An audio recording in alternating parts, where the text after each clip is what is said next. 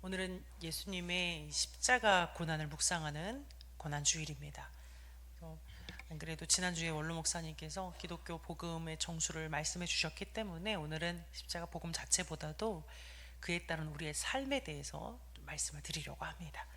5절에 너희 안에 이 마음을 품으라 곧 그리스도 예수의 마음이니 라고 할 때에 마음을 품는다라는 말은 마음을 같이 하라 이렇게 해석이 될 수 있습니다. 그래서 즉 그리스도 예수와 마음을 같이 하라 이런 뜻입니다.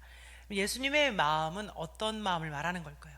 6절에서 8절까지 바로 십자가를 지신 예수님의 마음과 같이 하라는 겁니다. 예수님의 마음 하면 뭐 여러 가지 마음이 뭐 윤리 도덕적인 뭐 삶에 대한 뭐 그런 마음도 있을 수 있겠지만 여기서는 굳이 6절에서 11절까지 그리스도의 찬과 전승을 넣으면서 굳이 십자가를 지신 예수님의 마음을 지칭하는 것입니다.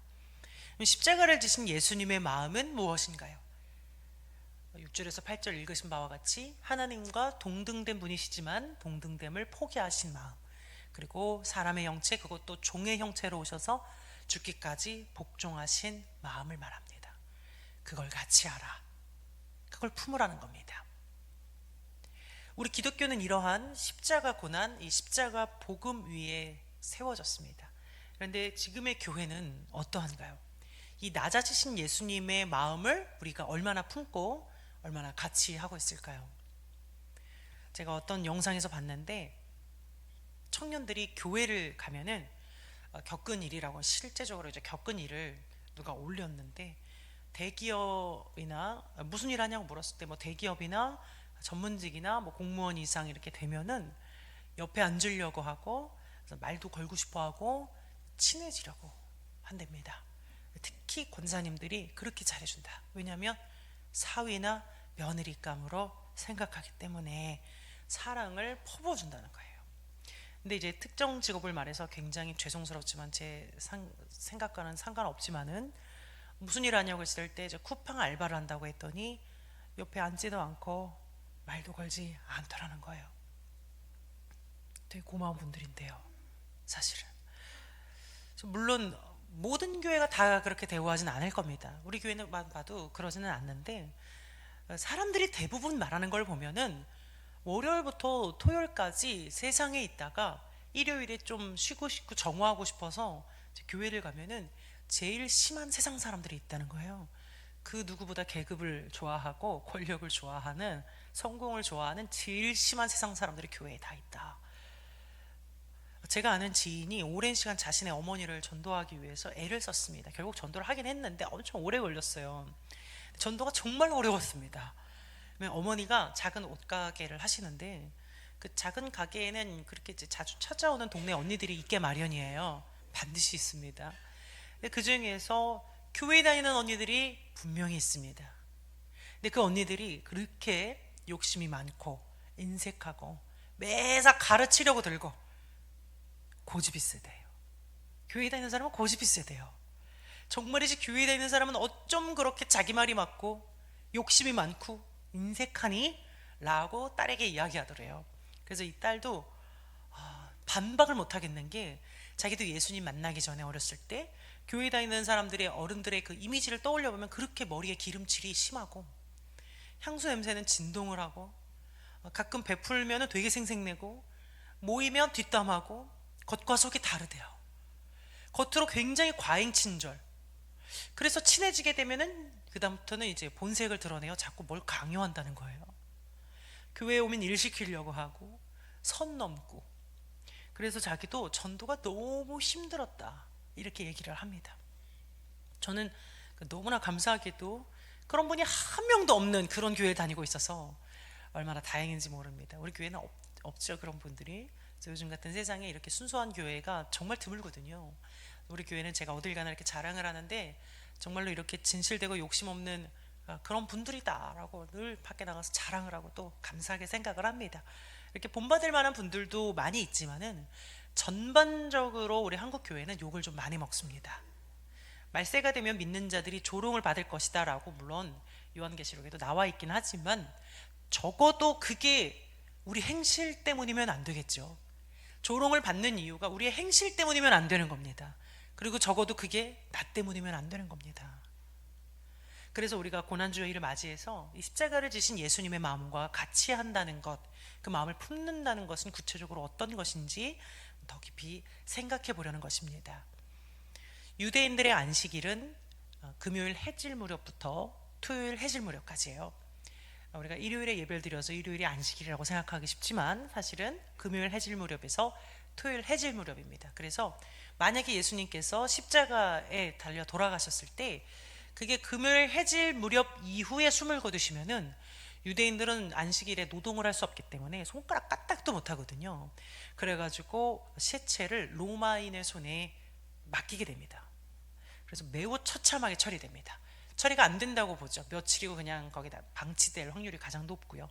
그래서 보통 십자가 처형은 물과 피를 다 쏟아서 죽는 방식이기 때문에 평균적으로 죄수가 하루 종일이나 그 이상 이틀 정도 또 매달려 있는 것이 평균인데, 예수님은 다른 죄수와 달리 너무 채찍과 매를 많이 맞으셔가지고 특히 가시면류관에서 피를 너무 많이 흘리셨기 때문에 다른 죄수보다 이례적으로 더 빠르게 6시간 만에 숨을 거두시게 된 겁니다. 너무 많은 피를 흘렸기 때문에 굉장히 이례적인 시간이에요. 6시간이라는 것은. 이 또한 하나님의 섭리였을 겁니다. 금요일 해지기 전에 돌아가신 거죠.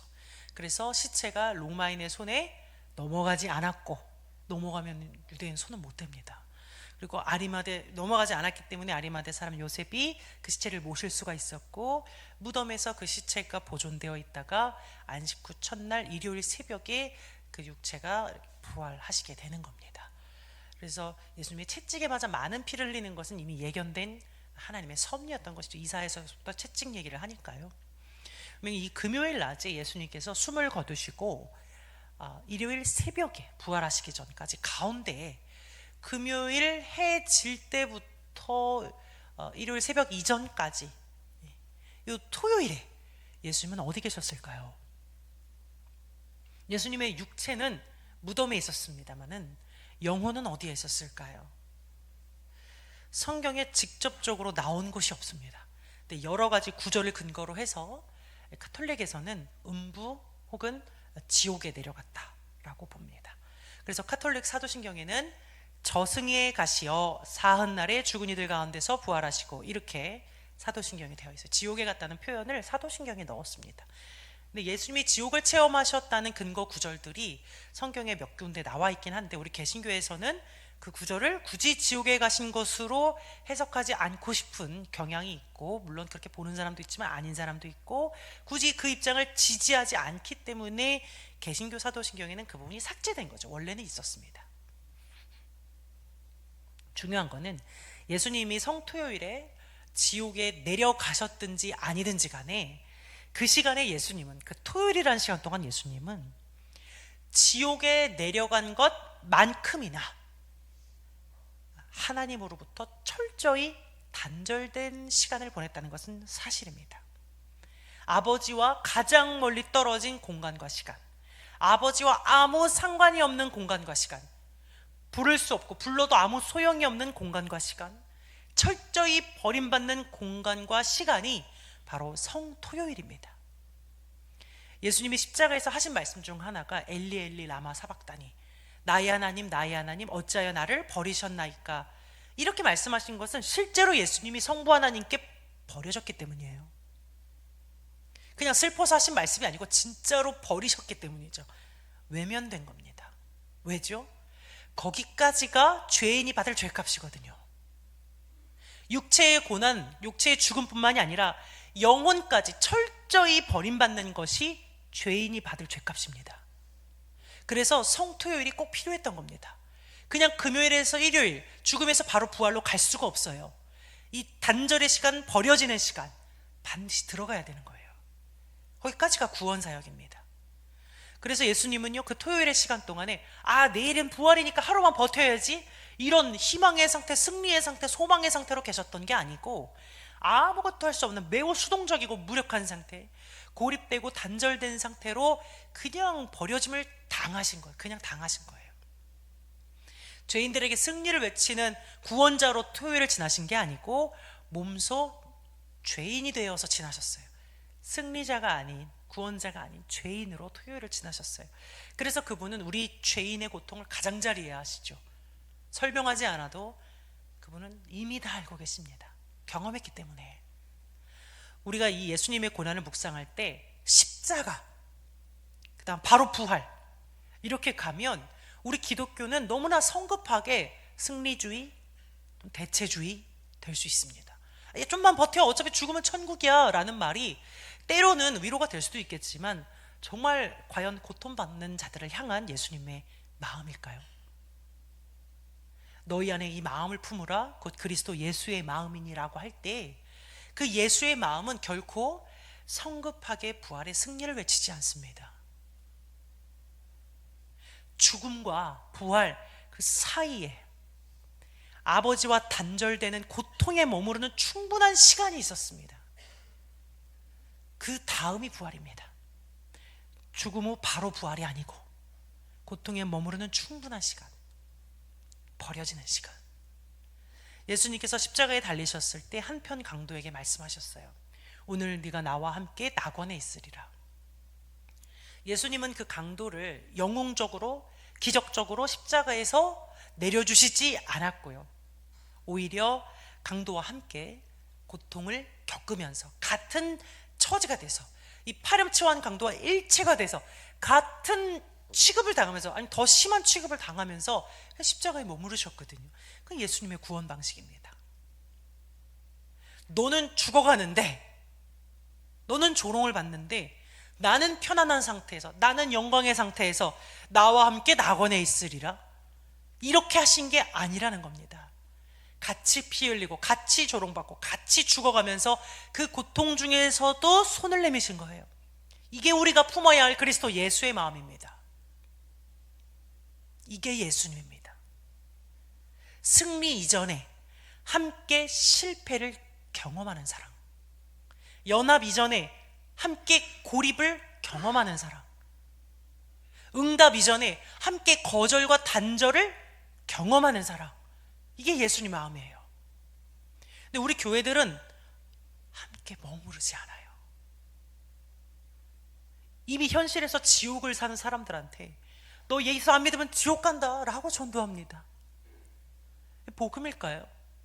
복음은 기쁜 소식인데 그들에게 이게 기쁜 소식일까요? 이미 지옥을 사는데 또 지옥을 간대요. 아무 말 없이 고통을 받으셨던 예수님의 마음은 여기 어디에 있나요?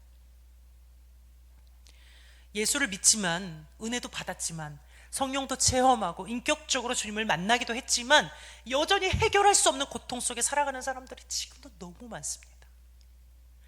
기독교는 신비주의가 아니잖아요. 신비주의가 아닙니다. 현실을 부정하면 신비주의예요.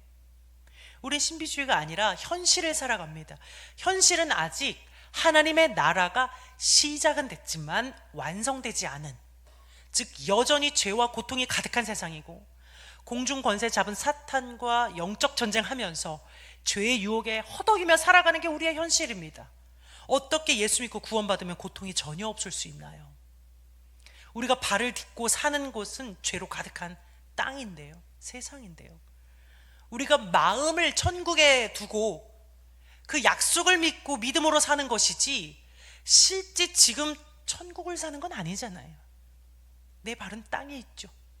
우리 이 사실을 외면하면 안 되잖아요. 고통을 외면할 수 없습니다. 누군가는 예수를 믿지만 지옥을 삽니다. 외면할 수 없는 사실입니다. 예를 들어서 누군가 독실한 크리스찬인데 남몰래 학대를 당하고 있다면요, 그런 사람 많거든요. 누군가 날마다 기도하며 부르짖지만 여전히 집에 가면 알코올 중독자가 있어요.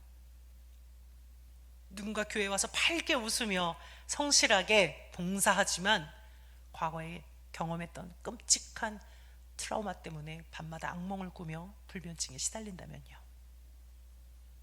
과연 그들에게 당신은 복음이 없어서, 당신 예수를 만나지 못해서 그런 거라고 말할 수 있을까요? 정말 그럴까요? 예수님은 어떻게 하실까요? 같이 그 시간을 지나시겠죠. 누군가는 분명히 예수를 믿는데 너무 힘들어요. 죽음도 아닌, 예수를 믿으니까 죽음은 아니에요.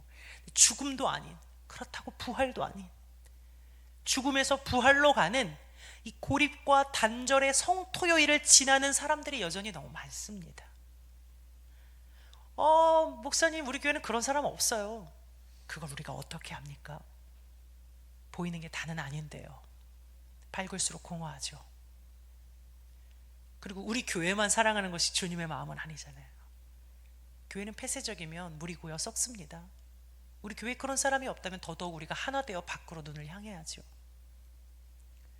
지금도 여전히 그런 고통을 지나는 사람들에게 예수님의 성토요일은 그 자체로 너무 큰 위로가 되고요. 먼저 지나셨기 때문에, 이미 알고 계시기 때문에 너무나 위로가 되고, 그래서 우리는 금요일의 죽음과 일요일의 부활뿐만이 아니라 토요일의 이 머무름의 사랑도 몸소 직접 보여주고 전해야 합니다. 그것이 진정한 사랑이거든요. 같은 경험을 갖는 것, 같은 경험을 갖는 것은 정말 큰 사랑이에요. 우리가 자식을 향한 사랑이 가장 크다고들 말하는데, 자식이 아프면은 내가 아플 걸 그래요. 아니 수도 있겠군요. 요즘 엄마들은 좀 안 그러지만, 내가 아플 걸 그러고, 자식이 다치면 단번에 내가 다칠 걸, 왜 이 애를 거기다 보냈을까, 내가 지나갈 걸.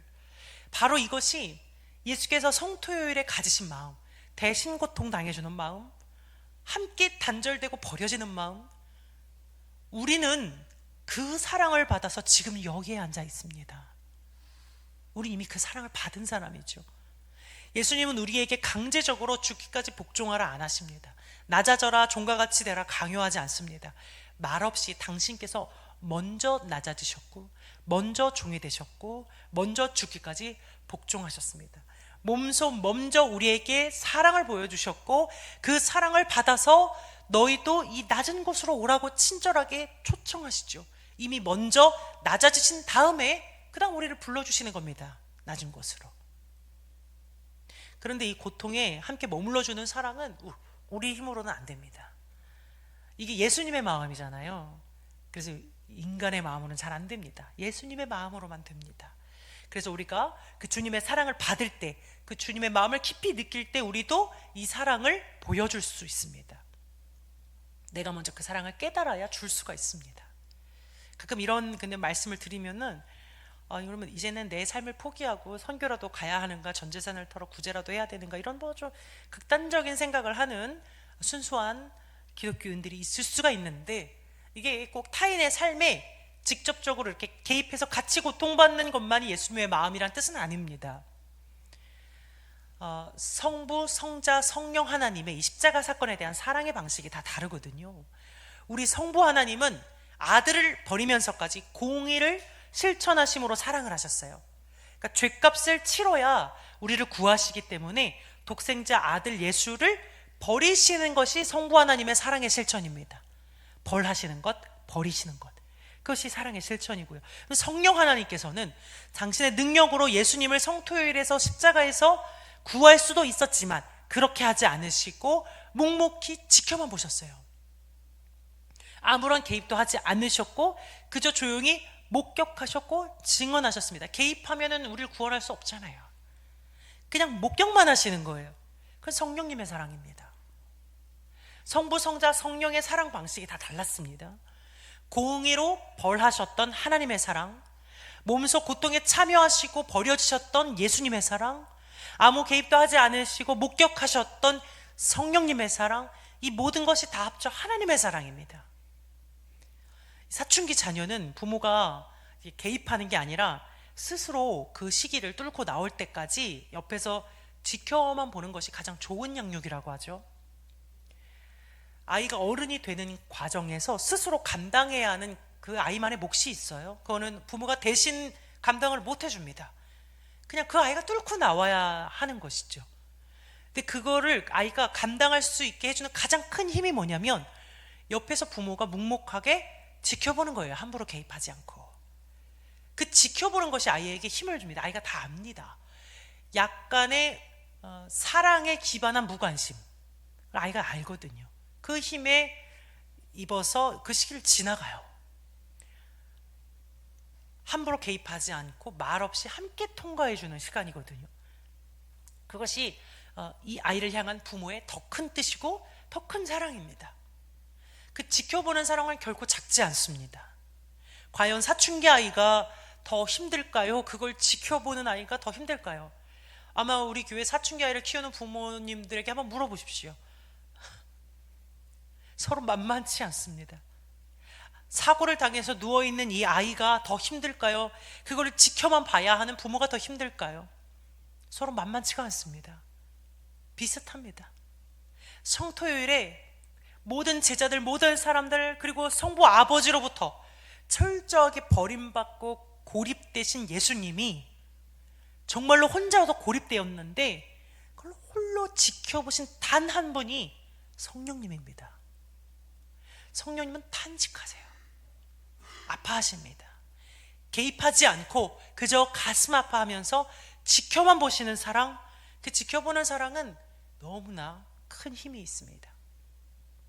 우리가 어디 아플 때 누가 내 옆에 있다고 해서 그 사람이 대신 아파주는 것은 아니지만 사람이 있으면 좀 덜 서럽고 덜 무섭습니다. 어려운 일들을 처리할 때에도 누군가 옆에서 지켜봐주면 힘이 납니다. 그래서 우리가 혼자 있는 방에서는 공부가 안 되고 스카에 가는 이유죠. 스터디 카페. 그 지켜봐주는 사람이 있으면 집중을 해요. 그 지켜봐주는 사람의 힘입니다. 요즘 좀 무기력하고 우울한 청년들이 자꾸 뒤로 미루게 되는 그런 어떤 일들을 처리할 때에 모여서 함께 처리하는 모임이 유행이라고 합니다. 그만큼 서로 개입하거나 직접적인 도움을 주지 않아도 옆에서 지켜보는 것만으로도, 함께 그 일을 각자가 자기 일인데 하는 것만으로도 뭔가 할 수 있을 것 같은 그런 용기와 힘을 얻는다는 거예요. 이게 지켜보는 사람의 힘입니다. 제가 요즘에 그 햄스터를 키우는데 좀 유난을 많이 떨었는지 다들 아시더라고요. 다행히도 햄스터는 암컷입니다.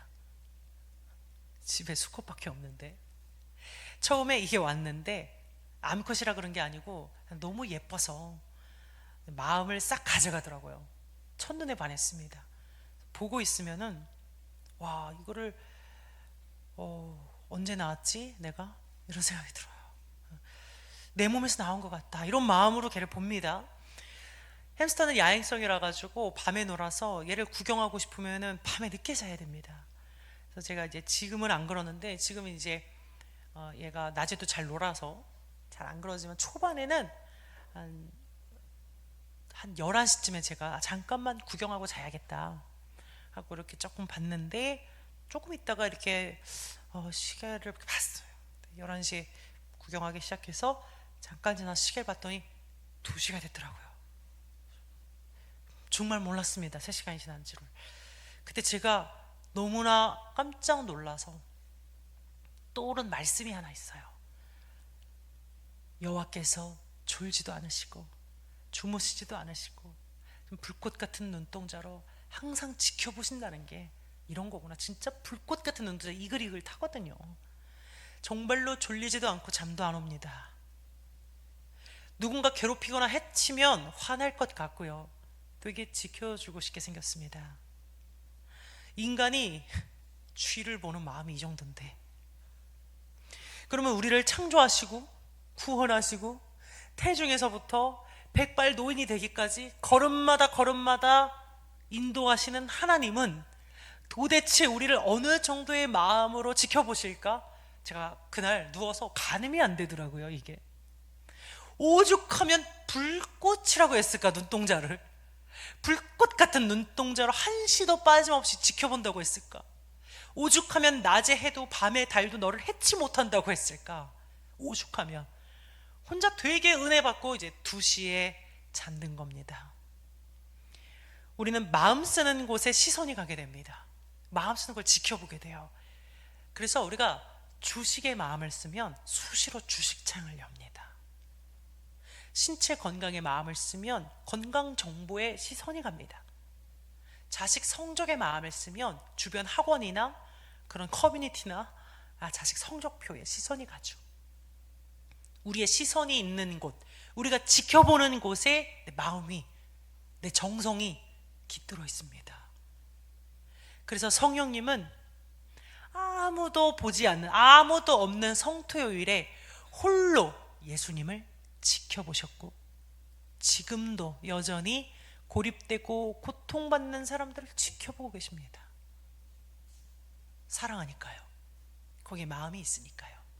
예수님은 우리의 고통을 몸소 다 경험해 주신 사랑이라면, 성령님은 우리의 고통을 다 목격하시는 사랑이에요.